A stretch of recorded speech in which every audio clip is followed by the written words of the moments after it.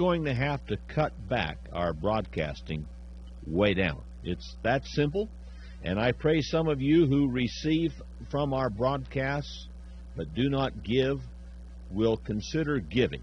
Our address is Scriptures for America, Post Office Box 766, LaPorte, Colorado, 80535. And sort of a priming the pump offer for you to give you an incentive, we'll make a deal for you. I've got a booklet entitled Revealing the Man of Sin. I got another one called The Greatest Discovery of Our Age. You can't get either one of them anywhere. Let me put it this way. The truths in these books are not obtainable anywhere but right here. And if you send an offering and request one or the other, we'll send them to you, one or the other. Revealing the Man of Sin or Greatest Discovery of Our Age. Our address is Scriptures for America, Post Office Box 766, LaPorte, Colorado, 80535. Send support to Scriptures for America, P.O. Box 766, LaPorte, Colorado, 80535. If you want to continue to receive truths from these broadcasts you hear nowhere else.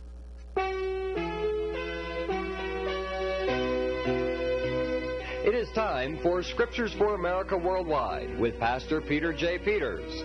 All around the world, from the United States to Canada, Europe, Russia, South Africa, Australia, the Holy Spirit is stirring the hearts of godly Christians. The Bible says, quote, as an eagle stirreth up his nest, end quote. We invite you to stay tuned as Pastor Peter J. Peters shines the mighty light of the gospel on the source of our problems and the only solution. Please keep Scriptures for America in your prayers. And now, Pastor Peters.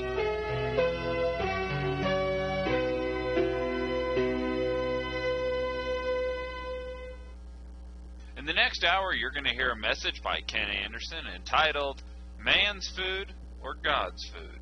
The title of my talk is Man's Food Rather Than God's Food. Man's food rather than God's food. This seems to be what a lot of people believe, because that's what they eat. And I'd like to just ask, how many people this week had okra? How many had squash? Couple. Brown rice. How many had white bread? Well, you don't have to put your hands up. One of the problems that I feel that we have in this country is the fastest growing failing business in America is the hospitals. And if you think about that for a minute, the fastest growing failing business in America is the hospitals.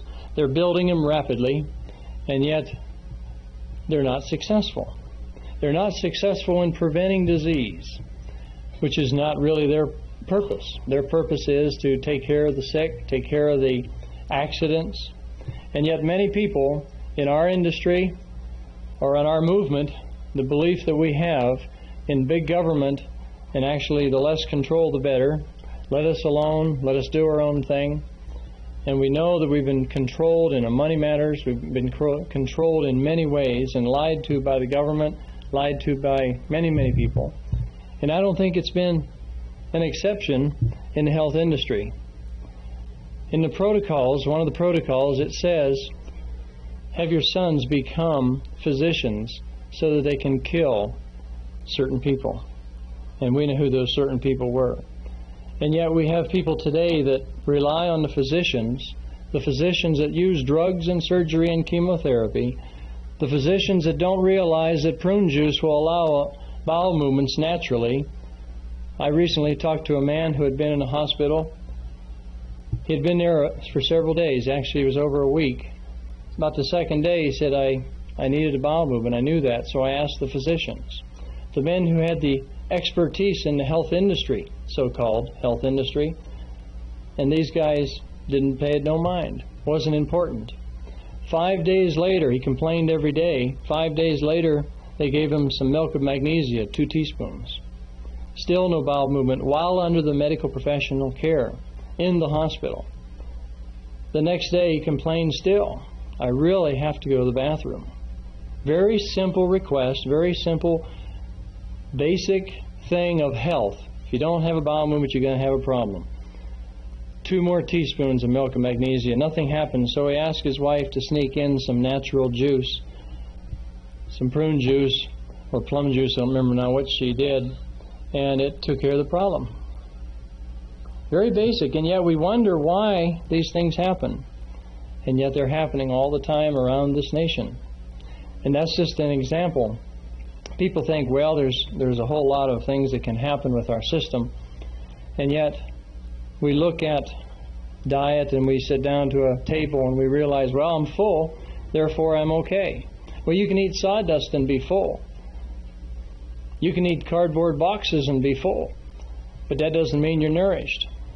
It doesn't mean it at all.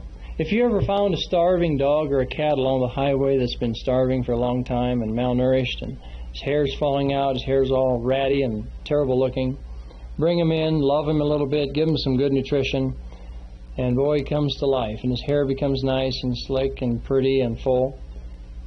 Why do we think that's any different than with our own system? I talk to beauticians all the time that say, well, we can tell a lot by the people's hair.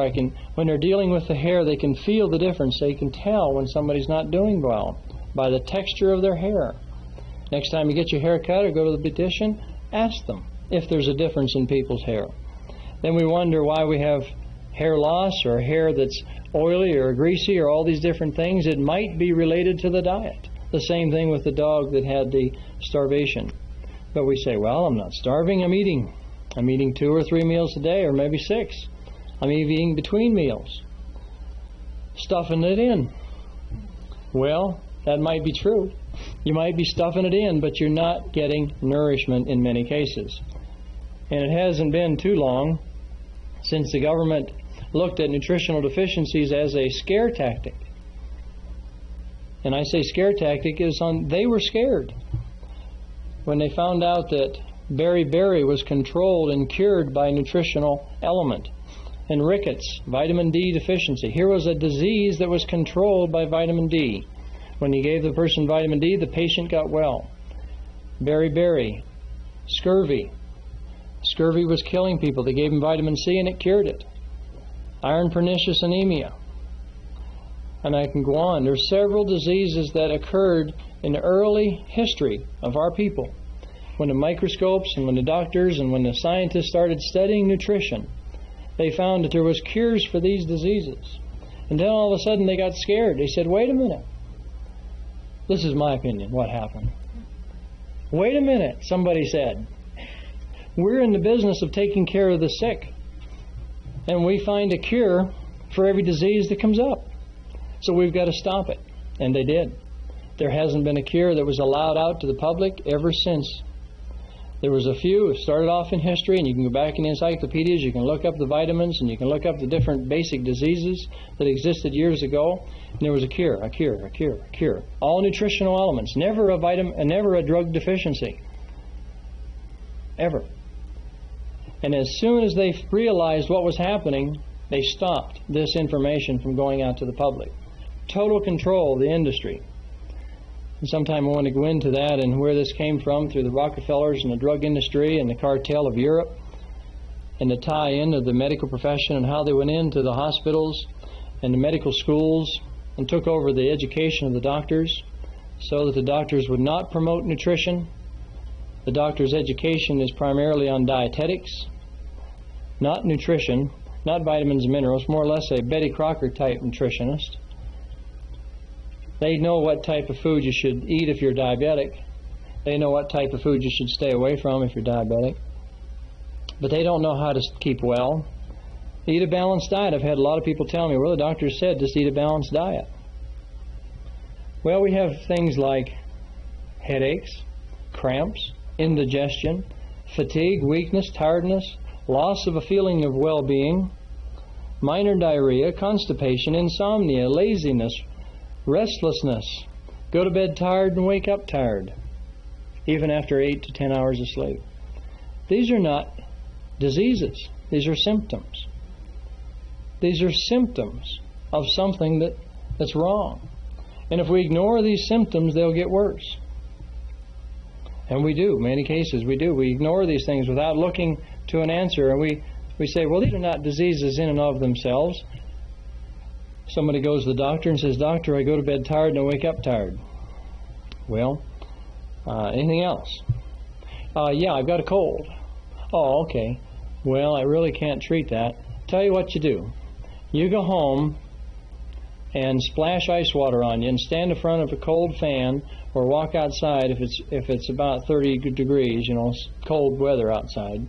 Splash ice water on you and catch pneumonia. Then come back. I can treat you then. See, I can't treat a common cold. I'm not trained in that. I'm trained in treating disease, not simple things. There's no money in that. There's no success in that. And this happens over and over again. Generally speaking, they prescribe drugs. And now you can go to any bookstore in America and pick up 2 or 3, possibly 10 books on drugs and their side effects and look them up. It's interesting with some of these drugs they give, such as a drug called Valium for nerves, and you look up the side effects, causes nervousness. Now, when a doctor has a patient that's nervous and he prescribes Valium and they're nervous still, what's he do? Give more, or is it the side effect? And she goes to this doctor for a long time and finally realizes, maybe he's got a little guilty conscience. He says, I cannot fill your prescription again. We'd like to change it. He gets out, no, I really like that prescription. You get addicted to drugs. Sorry, I can't fill it. Well, she says, I'll just go to a doctor that can and will. And she can usually find one. We call them doctor hoppers to fill their prescription. They're addicted. And they're addicted in making a living for the medical profession. It reminds me of what we used to call the hip pocket hysterectomies. Say, hip pocket hysterectomy, what's that? Well, the only people it benefits is the doctor's hip pocket. They didn't get to the cause of the problem. The female had a problem, an imbalance, a nutritional deficiency, or lead poisoning or something, and causes a problem. So where was the correction? The correction wasn't in removing the organ. It was in that particular case, but then they had side effects. A real simple example is somebody that has a problem with their gallbladder. The gallbladder is one of the glands that God gave us to do a certain job, and that was to digest food. After it leaves the small intestinal, or the stomach, it goes into the small intestinal tract. Then the gallbladder dumps bile in to break down the fats and the oils. So you go to the doctor and you say, Doctor, I can't eat cabbage. I can't eat cucumbers, or Mexican food, or oils. It makes me burp. I have indigestion. Oh, he says, well, we better check. Yep, just as I thought. You've got gallstones. From an x-ray. So what they do is they simply, we'll schedule you for surgery. Remove that darn little rascal in there, because it isn't working like it should. Now, if God put it in there, isn't it supposed to do something? Yes, it is. So they cut it out and say, well, how you doing? You're patched up. We'll take the stitches out. You're going home. Is there anything special I should do, doctor? No, just eat like you were. Never mentioning that the gallbladder secretes bile, and bile digests and breaks down fats and oils. One of the vitamins is A, D, E, and K, or all those vitamins are oils. Unsaturated fatty acids. Those are all have to be broken down by bile. Now the gallbladder's gone, the person's not going to be able to absorb those nutrients. So now they have a vitamin A deficiency or vitamin E deficiency. Not by not swallowing it, but by not absorbing it after they do swallow it or eat it. It's an amazing thing to me how this can go on. And now there is a program, in fact I'd like to put it on the tape. There is a program which I've seen hundreds of people, and I've talked to many people like myself who've worked with people over the years to get rid of gallstones the natural way. They go 3 days and drink nothing but apple juice. Glass of apple juice every hour or two. On the 4th day, they wake up in the morning, they have another glass of apple juice.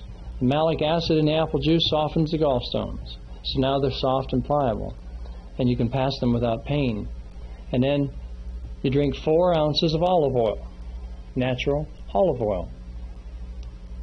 And you go to bed. And you wait. About 3 hours, you get up and you have a hot vegetable broth. You go back to bed.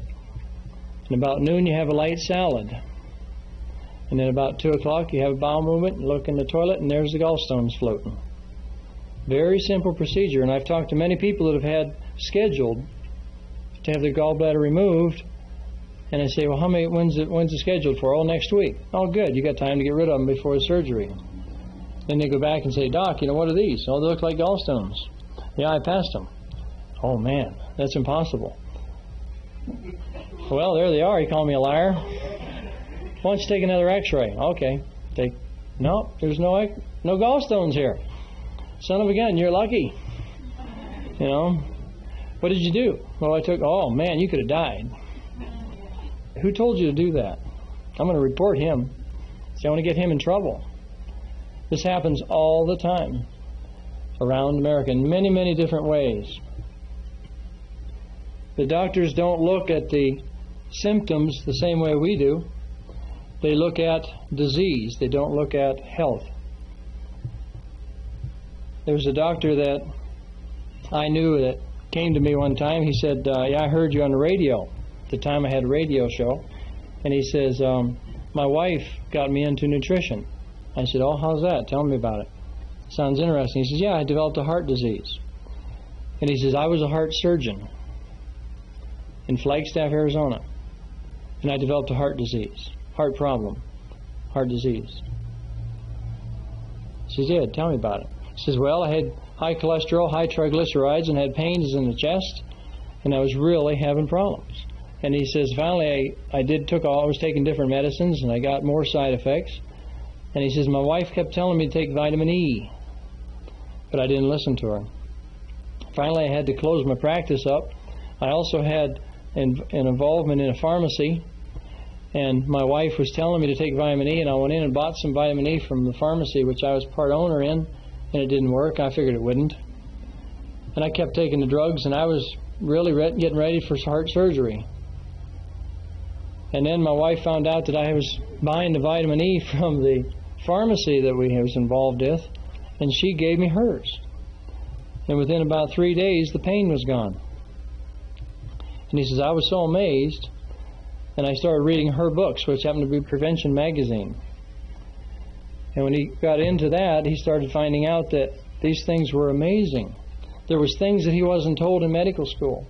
So he left Flagstaff and came down and moved into Phoenix and said, I'd like to work with you. I said, fine, I'd like to have you. Doctor in my office would be fine. At the time, I had a big practice working with nutrition. So he moved in, and about 4 days later, he came into my office and he said, I got a call this morning. I said, you did? And he said, yeah, it was a friend of mine from medical school. The medical doctors found out I moved in with you, and they don't want me here. And I says, what do you mean? He says, well, they said if I stay here, they'll take away my license. I said, well, for what? He says, it doesn't matter for what. They can drum up anything. And I'll have to go to court and prove they're wrong, whatever they say. They'll just withdraw my license, because I'm not trained in treating disease with nutrition. I can't get any insurance if I'm working with nutrition. See, I'm trained in drugs. Patient comes to me with a heart disease. I'm trained and have been trained in medical schools to use certain medicines, drugs, and I know their side effects. But if I use vitamin E or coenzyme Q10, which we didn't know about then, or any of these natural things, hawthorn berry tea, which you can get in a health food store, it's an herb that helps the heart. He says, I can't use any of these natural remedies, because what will happen is, what if I have a government agent come in, or an insurance company agent come in, and they'll just sue me. And they'll win, because all they have to do in court is say, Doctor, where's your training? And I'll give them a training. My training's with drugs. How many hours training have you had in vitamin E? Well, none. I've just read it on my own. Therefore, what you're doing is you're violating your oath of office or oath of practice, and you're not trained in vitamin E. Therefore, you can get sued, because you're not trained in that. And so he quit my office, and he became an alcoholic, because he couldn't help people anymore the way he knew he could. Well, he didn't become an alcoholic overnight. He went to the prison and worked there for a while, for about a year, as a physician for the inmates. And things were so sad that he couldn't help these people, so he became an alcoholic, and still is, to my knowledge, if he's still alive. People don't understand what these doctors, the control that they have and that they're under. It's an amazing thing. A lady came to me once and she says, I've got a stiff joints here, and we were talking different things, but the biggest problem I have is this rash on my neck. I says, well, really, I think there's other symptoms that are worse. And we laid down a nutritional program for her. We did a hair analysis, found out that she was deficient in zinc, and some other nutritional elements were high. So I think it was lead. I told her with a smile, I says, you got to get the lead out. We got to pick up the zinc, and we give some vitamin A. And she says, well, what are these for? So as I was explaining these items to her, she wanted to know what they would do in her system. And as I was explaining it to him, she says, okay, fine. She says, I'll take this one and this one. I says, why? Why just those? She says, well, that's for my rash. She says, I'm not worried about the arthritis. Reminds me of a friend of mine, Dr. Eck, and he was in nutrition. He kept telling his wife, you got varicose veins, honey, we ought to do something about it. And that's all right. And she wouldn't listen. She was a junk food eater. And so one day, he asked her several times. Nothing would happen. It was 2 or 3 years went by. Nothing could happen. So one day he's sitting at the table and she's washing the dishes and he's sitting at the kitchen table and she has a dress on. He says, honey, yuck, man, terrible. She says, what? What's wrong? He says, your legs are so ugly. Look at those veins sticking out. She says, what do I do? Then she went on a nutritional program. But the fact it might cause cardiovascular disease and heart attack, the leading killer in America, and all these other things, wasn't of concern to her. I ask people to write down everything they eat for a week, and I look at this, and sometimes they'll eat, well, what they won't eat will be raw food. One man had one item of raw food in a week. One thing, he had an apple. Everything else was canned, processed, microwaved, dead, embalmed food. It didn't have any nutritional value whatsoever. I had a customer once that came in and he says, I'm glad the store is here. And I had health food store at the time. And I said, why? He says, well, I just moved in this area. And he said, but I was raising mink and chinchilla. And he said they started dying. Or they stopped reproducing. I says, well, that must have been something. He says, yeah. He says, and I found out it was the meat I was giving him. It was the same meat. It was the fryers that I was buying from the chicken ranch, and that was the same one that was being sold to the local restaurant over here, and I was eating that food, and that's what I was feeding my animals, and the chemicals that was in that chicken meat, the residue that was in that chicken meat caused my animals to go sterile. And I've been married 10 years, and we haven't had any children. He says, might be a relationship here. Because what he did with his animals, he took them off that meat, gave them some embalmed meat to eat, and they started reproducing again. So he got on organic meat, the meat that was raised with no chemicals or junk, hormones, antibiotics. Within about 6 months, his wife was pregnant. And he says, so I'm eating health food now from now on. And this is the type of thing that we look at when we see these people that they're having problems, and something has to knock them on the head sometimes of what's the problem. I looked at this man's food and I said, well, you've eaten one thing, one raw apple. Everything else was cooked, processed, loaded with sugar and carbohydrates, loaded with chemicals and preservative. And he says, oh, yeah, he says, I guess so. And I happened to have a box, something in my office at the time, and I showed him how to read the label. What was the first ingredient was the most important ingredient or highest concentration in that particular product. And so he went home and read different things he was eating, and he was eating a lot of sugar, a lot of chemicals, BHA and BHT, which are preservatives. They were banned in World War II because they were too deadly of a nerve gas, and yet we put it in our food and eat it. Some people eat it regularly. And so when we look at what they're eating, then we look at what they're drinking, and they say, well, yeah, I don't like water. I drink coffee, I drink pop, I drink 7-Up. He says, according to this chart, 7-Up and pop has 7 teaspoons of sugar in it. He said, I can't hardly, man, that's a lot of sugar. I can't believe He said, I never eat sugar. I thought I had a good diet because I don't eat white sugar. Saying, I said, so that rang a bell. I said, well, look, what else do you eat? Here, let's go down this list. Ketchup, that has sugar in it. Every teaspoon of ketchup, there's about a half a teaspoon of sugar in most of the commercial stuff. Then we went down the list. Banana split, twice. Oh, there's 27 teaspoons of white sugar in each banana split. See? This man was getting about a half a pound of sugar a day. That's almost the national average. He couldn't believe it. Yet it was there and the facts were there. It made quite a difference in his life when he eliminated those things. And he was eating the pastries. We got him off of that. Switched his diet around and his life became interesting again, enjoyable again. He felt good again. All it was something that he was eating that he shouldn't. He idolized the stomach. He idolized the taste buds. And he had never been told the difference. Now, I've talked to some people, and I'll go over their ailments, and they'll be telling me these different things that are bothering them, and they want me to give them some suggestions. And I'll say, what do you do that's wrong? And they give me a whole list of things that they know is wrong. A whole list of things that they know are wrong. I say, well, why don't you come back in about a month, maybe 2 months, but I'd like you to do what you know you're doing wrong, or stop doing what you know you've been doing that's wrong. And if your symptoms are still there, then I'll work with you. But you already know what to do. Some people don't know what to do that would make them feel better. They know junk food and they go out to eat once in a while and they think that's okay. And then we list all these things. And here they're building up and building up. We have to have them write this down and they see it. How much water do you drink? Oh, I hate water.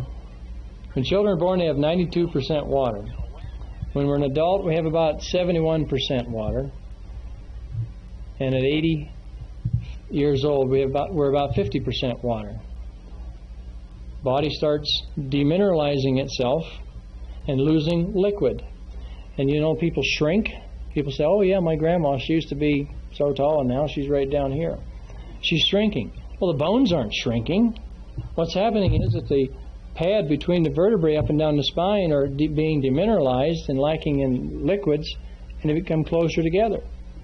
And so each one of these bones up and down our spine get closer together, and as they do, problems occur. One thing is you shrink. But the other thing is that those bones can pinch nerves that are coming out between those bones, and then you got pinched nerves. You got low backache. You got stomach problems. You got all kinds of problems that occur. By drinking water and some exercise and proper minerals, we can thicken the pad between the vertebrae, taking the pressure off the pinched nerves and causing them to seemingly grow. I've even worked with horses, and they call me up and they say, hey, this horse grew 1.5 inches. I say, well, I really doubt if it grew 1.5 inches. All it did is standing a little more erect because it's feeling good. And about a half had people say, well, I'm a little taller. I'm a 1/4 inch taller or 1/2 inch taller than I used to be 2 years ago. You can't do it overnight. It doesn't happen overnight, but it does happen. It's an amazing thing. Water is a cleanser. But people say, well, I drink the tap water and I just don't like the taste. Well, buy distilled water. That's the best, mineral-free water. It'll build up the system. At the same time, it flushes the poisons out. Now, we have nutritional deficiencies by not eating, but we also have nutritional deficiencies by things that we are eating, binding up with something else in the body and pulling it out, such as lead, mercury, cadmium, and arsenic. These are all heavy metals. These are poisons. Sugar does this too. White bread does this too. We eat these foods, they will bind up with foods that you might be eating are good food, natural food. It binds up with that, takes it out of the system, or neutralizes it. So now you have a vitamin deficiency or a mineral deficiency, even though you've been eating good.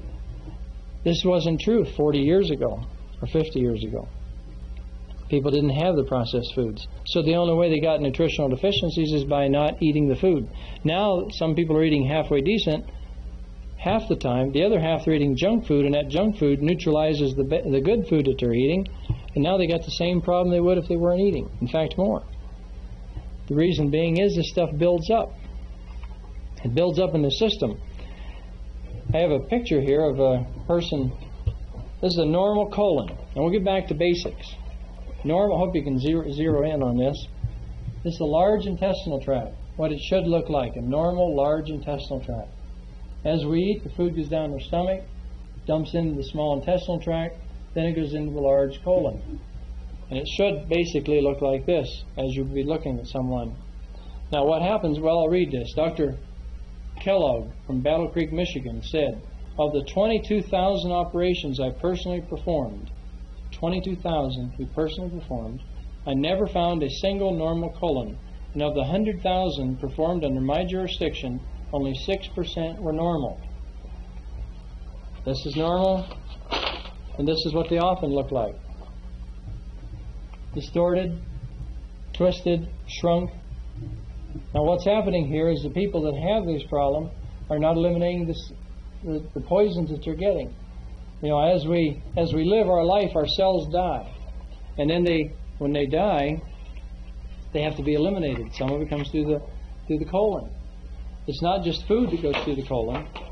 Here's a larger picture, and I hope you can see this from back there. This is what will happen in many cases. Now this person could have a fairly normal bowel movement once a day, thinking everything is normal. Should have 3 bowel movements a day. People say, well, what type of bowel movements? Well, 3 a day. It should be 18 inches long. Say, well, I don't care if they're 2 9-inchers or how you do it. Okay? Should have bowel movements regularly. But this buildup in here is what can be from white bed and pastries. In fact, there was somebody in here that said they were eating some donuts. Is that harmful? Well, yeah, it's harmful. One donut doesn't cause that. That builds up in years and years. There is natural ways of cleaning out the colon. One time, a guy came to me and he had a headache. And I says, you know, tomorrow I'm going to have a lady come into my store, and she's going to be talking to different people, and she'll put you on a nutritional program if you like. He said, fine. Man always had bad breath, and he always had a headache. He'd had a headache for about 20 years. His wife said he probably had a bad breath that long too. But this is about 6 months after I opened my health food store. This is right after I got out of high school. Man came in the store to meet with this lady, and she talked to him, and she had these pictures that I just showed you. This is almost 25 years ago. So she had these pictures, and she showed it to him. So he went on a program, and his headaches were gone in about 30 days. That was his problem, bad intestinal tract. He went on a nutritional program to clean out the intestinal tract, and his problems went away. His headache went away. It was simply mechanical. Simply mechanical. At that point, I was quite amazed at the whole program, and I've suggested this program to many people for all kinds of problems around the country, and especially ones that come in my store. And I find if they don't have the basics, if they're not eating right, they've been eating junk food, and they're not eliminating properly, we've got to correct that. They can have all kinds of symptoms and no disease. Go to a doctor and you say, well, I got a problem. He says, well, we'll take an x-ray, see what's wrong with your lungs. And the guy's got cancer all through his lungs. But each cancer cell is like the size of a BB. He's got 10,000 of them, but it doesn't show up in the x-ray. So the doctor says, you're in good health. I don't see what's wrong. But if those cells, those cancer cells in the lungs, are the size of a BB and they're spread out, they won't show an x-ray. But if they're all in one spot, it'll cast a dark shadow in the x-ray, and you say, oh, there's something wrong. Now we can treat it. Now I know it's there. Wait until the symptom gets worse. But why wait? People say, well, you know, I might have cancer. Well, that's true. If you do, then do something about it. There's books on nutrition as prevention for cancer. And there's many, many people. I've met probably 300 people that have been helped with cancer over the years from all around the country. Many of them were terminal cases, and they went on programs to get rid of that cancer and did just that. There's conventions twice a year in LA. There's conventions in Phoenix, Denver, all over the nation, where you can go and meet people that have done these things and gone the natural route totally and got help. There's exceptions to the rules. There always is. But our government seems to be downplaying all these natural methods, and they're downplaying the health of the colon. Dr. Irons, Victor Irons, those are his pictures, his drawing, not his body, but those are his pictures. He's an identity man, and he went to jail. We call him our POW because he was promoting good health through the colon. He went to jail because he believed that you had to have a clean bowel to be healthy. It's a very effective program. He's about 94 years old now. Feels good. Works all the time. And he says you have to have clean, but still basics. He was doing that years ago. He was fighting them. Congress in 1968 passed public law 9059-0. This public law was that the medical profession had got to the congressman somehow and says there's a lot of people out there selling books and pamphlets and newsletters that's not according to medical opinion, so we got to stop them. And so they passed the law. Now at that point, the U.S. Postal Service became the watchdog of the medical industry to put out of business anything that anybody that was mailing or trying to ship through the mail, anything that wasn't according to medical opinion. And in their case, they said it's not in the public interest. And their medical advisors deemed these titles of these books, the title alone, to be false. Books by Gaylord Hauser, Dale Alexander, Leelord Cradell, Dr. Royal Lee. Dr. Toller had a book called Calories Don't Count. And he was fined $7,000 and put on 2 years probation for a book that he wrote. It said calories don't count. The doctor said that's not true. Calories do count. So he lost.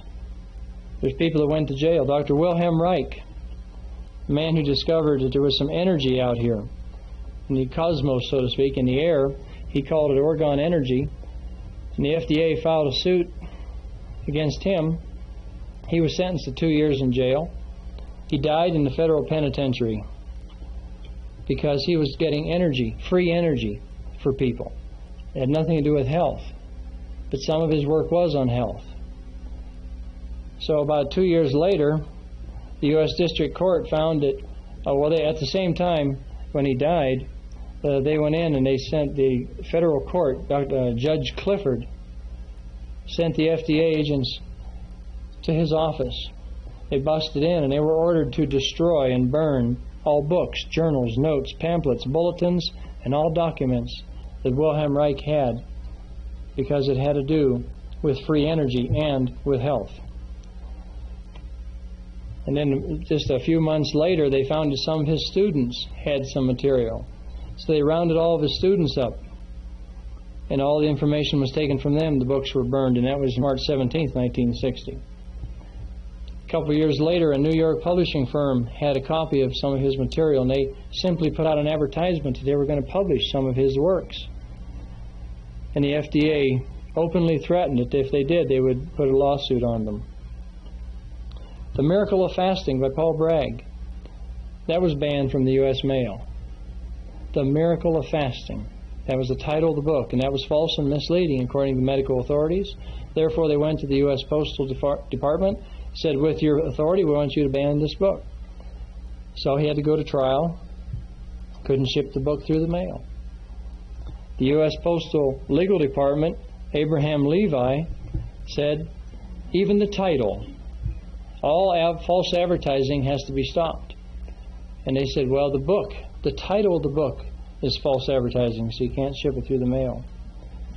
Wilhelm Reich had a microscope, 1944, a microscope that was so powerful, it was like 10 times more powerful than the most powerful microscope today. It was 50,000 times magnification. It was used in many medical schools around the country, and they found that with this microscope they could see the color of the live viruses. They didn't have to use electron bombardment to blow up the substances they were looking at. And they could look at the viruses when they were alive, and they could see the different colors, and they could see them. Then they could run electrical current through these viruses or hit them with some kind of energy, different types of energy, and they could kill them. And all they had to do was write down the frequency, look at the microscope at the specific virus, dial in and watch, and as soon as that virus would die, it would actually explode, be electrocuted. They would look at the frequency. And this was a sample of the virus taken from a sick patient. Then they simply went over the sick patient, had him hold on to these electrodes and run that current through his body. Healthy cells weren't affected, but that virus was destroyed. They were curing every disease that they knew existed. So the government had Wilhelm Reich arrested, his microscopes confiscated and destroyed, all his research destroyed, And even today, if you go to any medical library and look up Wilhelm Reich and his microscope, you won't find any reference.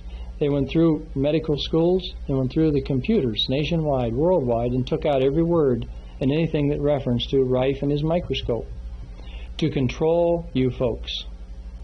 They're doing it by television. They're doing it all over this nation. And they're doing it individually, and they're doing it in the masses.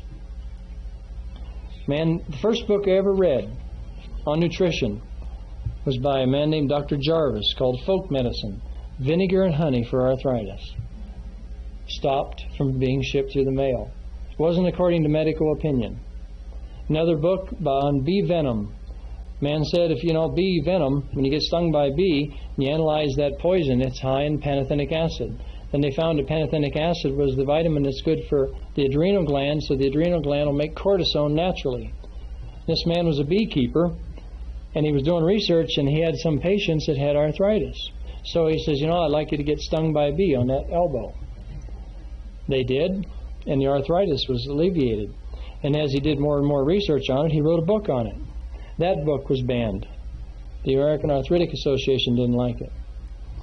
There was a situation that happened in Texas where a man came by, knocked on the door, and he says, I'm with the American Arthritic Association, collecting money. He says, I don't have any arthritis anymore. This doctor next door here, he fixed me up.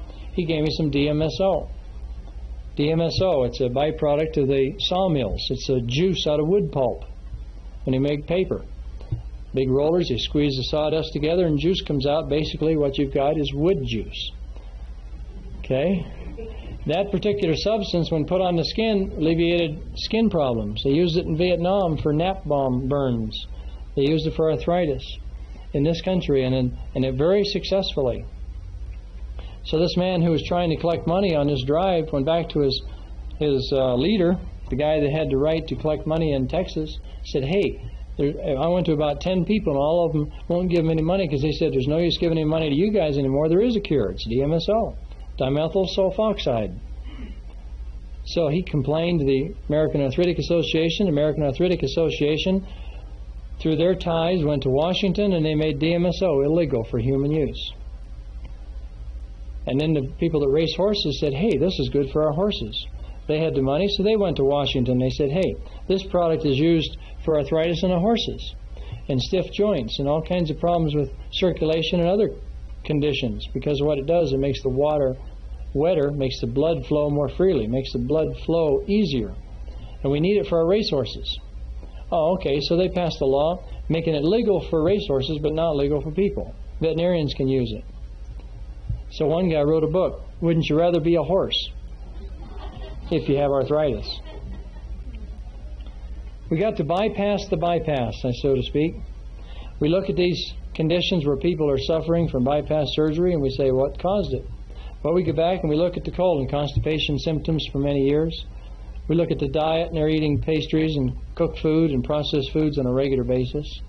They go to the doctor and they get no help, no hope for the disease. And we wonder, what is going on in this country? The control is going through the TV and the news media. I agree with Bergerman, the man who gave a talk at camp a couple of years ago about the brainwashing that's happening through our people through TV. There's more than that happening through that TV. It's harmful to our health. But I agree with him that we're being brainwashed, and the people are saying, well, it's okay, everybody's doing it. Yeah, everybody's doing it, and who's controlling that? The same people that are controlling the medical profession are controlling the drug industry. They're controlling the TV. They're controlling the churches and keeping us under their control. They don't want any of these free health ideas being published and put out. So let's turn scriptures to 2 Corinthians 16th chapter, verse 12. We find it here, I won't mention too many, but there's a lot in the Bible on health. Bible food laws are laid out in the scriptures, but people don't realize that they're eating wrong food. 2 Corinthians 17? 16? No? Chronicles, I'm sorry, Chronicles. 2 Chronicles. We find here that A man was sick, and he had a problem. Bad eating causes known problems. We have people that have gout. We have people that have these, what we call rich man's disease. A man named David Rubin, his father was dying of a heart disease, and he said, of cancer of the colon. He went to his son. He says, "Hey, what's good for cancer of the colon?" He says, "I don't know. All I knew is to operate." So then he did some research, and he found that the natives in Africa and the people that eat natural food didn't have cancer of the colon. It didn't exist. Cancer of the colon only was popular within the processed food countries. And then we know that the early kings were very sick, and they had a lot of problems, and they were eating the processed food. The peasants were eating good. They were eating natural food, unprocessed food, God's food. People go out to eat, and they have to have Mexican food or Chinese food or Russian food. Why not eat God's food? Natural, unprocessed. Verse 12, "And Asa, in the 39th year of his reign, was diseased in his feet, until the disease was exceedingly great. Yet in his disease he sought not the Lord, but the physicians. And Asa slept with his fathers and died." Okay, what did he do? He didn't turn to the Lord. He sought the physicians, and he ended up dying. And it probably was gout. Gout will do that. Gout is poor digestion. I have people come to me with gout now. I have had lots of them. Indigestion. If you start with indigestion, you leave it go. The food is not being digested. Protein is not being broken down. The protein forms uric acid. The uric acid builds up in the circulation, and pretty soon you have a symptom known as gout. Doctors give you a painkiller instead of getting to the cause. In Mark 5, verse 26, we find right after Christ sent the pigs over the hill, and they died, cast out the devils into the swine. Mark 5, verse 26, find a lady that had an issue of blood, and she had it for 12 years, it says in verse 25, and in 26, "And had suffered many things of the physicians, and spent all that she had, and was nothing better, but grew worse." A lady who had been going to physicians in those days for years, spent all of her money, and got worse. Finally, Christ healed her. I've run across that a lot. People come to me and they spend all their money with drugs, medicine, and yet nobody has a drug or medicine deficiency. People say, "Well, I feel good.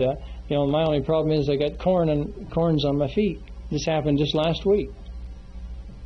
A man came, he wanted some ideas answered or questions he had, and his fiancée, they were getting future marriage here. I don't know, it was like 2 months they're going to get married. And he says, "Well, I'd like my future bride to come along." This guy is about 65 or 70 years old, and so is his future wife, and he was into nutrition and health, and she wasn't. And she was kind of laughing, and she says, "Well, I'm perfect health. All I have is corns on my feet." Okay, so I just talked to him, and I was there 3 days. There were several other people we were working with, and about the third day, she was interested and asked some more questions, and then she started listing, "Well, I'm taking this drug for this problem, and this drug for that problem, and this drug for that problem." She was taking 3 different medications. She had several complaints besides the corns on her feet, which I said, just put your feet in the oven and pop the corn. But she had a lot of problems. And yet, in her opinion, she was in good health. She wasn't in good health. Not real health. But you see, she had been using the drugs and the tranquilizers and the different things for so long, she was used to it. And she could get by. It's just like when you walk into a room and there's a bad smell, and you say, "Man, it stinks in here." And after you're there for a couple hours, you don't smell it. Somebody walks in and says, "Man, it stinks in here." "Oh, I don't smell it anymore." A lot of people have backache or side ache or pain here or pain there, and after a while they get used to it. It goes away. The pain seemingly goes away because the body gets tired of telling you sending a message out. Hey, there's a pain, there's a problem. It gets tired, so those nerve endings and those nerves just shut down. They quit. That didn't eliminate the problem. The smell was still in the room, but you can't smell it. That happens all over. By the way, there is a test that's a very good test that I use for nutritional deficiency. It's a smell test. We have several little bottles of pills, and they're different things, and we ask people what they smell like. What's it smell like to you? What's it smell like to you? And we write it down. And to certain people, if it's a moldy smell, that means one thing. If it's a sour smell, it's another. If it's a bitter smell, it's another. We can tell nutritional imbalances and deficiency by the sense of smell that you have. People say, well, that's kind of strange, but in the Bible they used gold, frankincense, and myrrh. That's what they took to baby Jesus. And frankincense is an herb, which when you burn the incense of that, it makes you more spiritual. Well, that sounds kind of goofy. But yet we say, how could that be so goofy when sense of smell is so important? We can go into a room, and if there's a rotten meat smell, you get sick in the stomach. So the sense of smell will have an effect on your physical body. Something else, you smell bread baking, and your digestive juices and your saliva will start to flow. It has an effect on your physical body.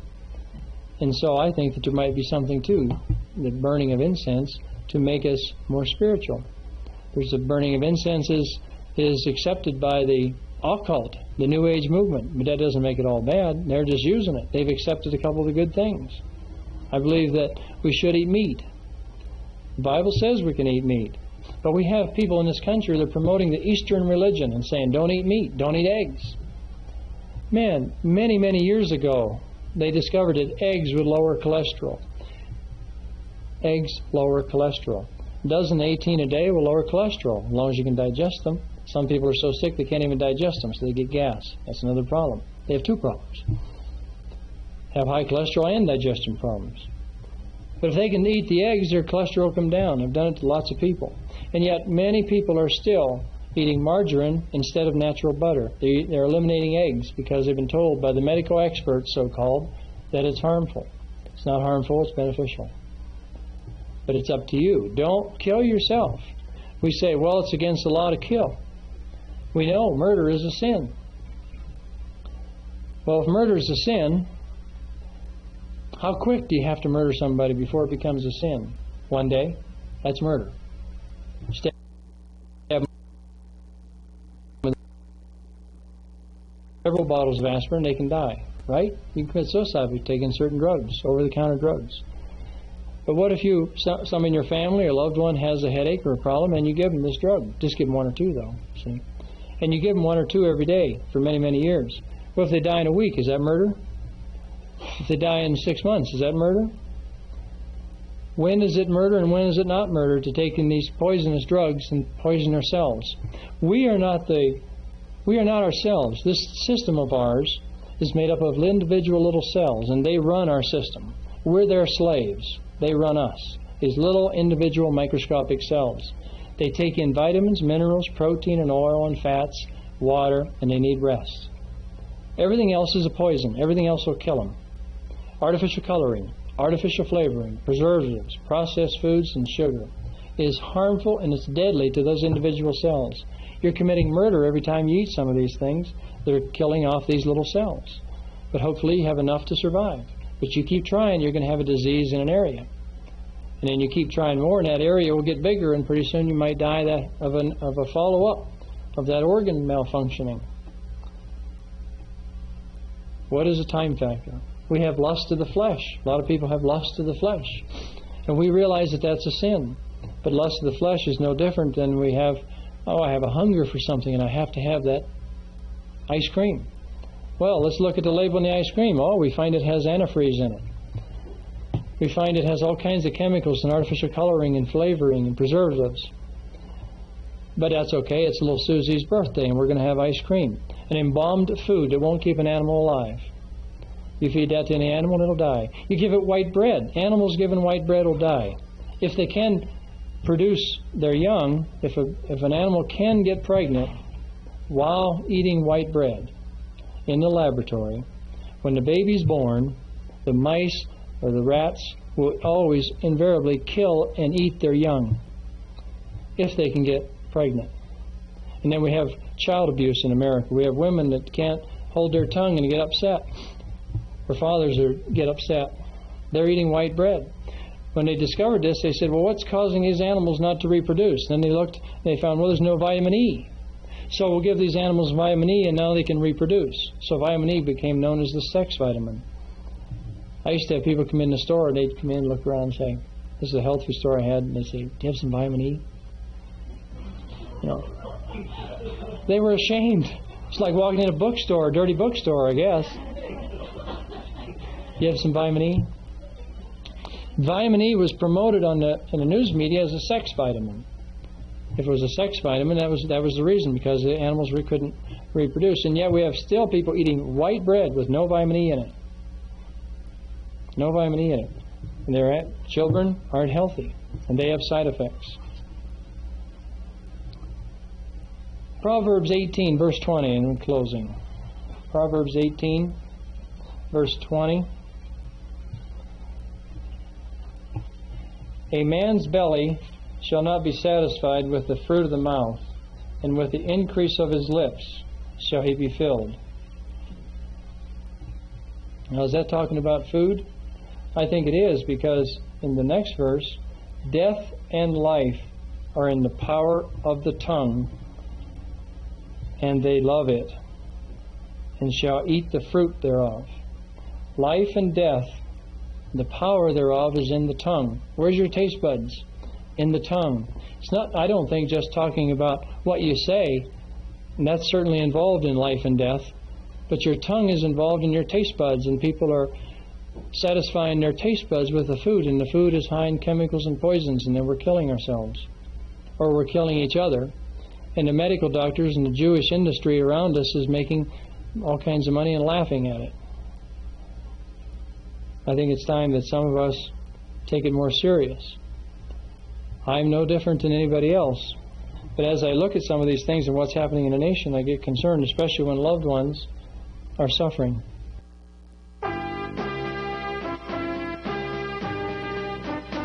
You have been listening to Scriptures for America Worldwide with Pastor Peter J. Peters. Should you want to write, the address is Box 766, LaPorte, Colorado, 80535 USA. Our fax number is country code 01-307-745-5914. Again, that is Box 766, LaPorte, Colorado, 80535 USA. Fax number 01-307-745-5914. When writing, please let us know on which broadcast frequency you received this program. Scriptures for America Worldwide is an evangelical ministry dedicated to proclaiming the correct gospel of the kingdom of Christ and to revealing to the world the true scriptural identity of the true covenant people. The Bible says, quote, creation groans for the revealing of the sons of God, end quote. This ministry is supported by tithes and free will offerings. Please pray for Scriptures for America Worldwide.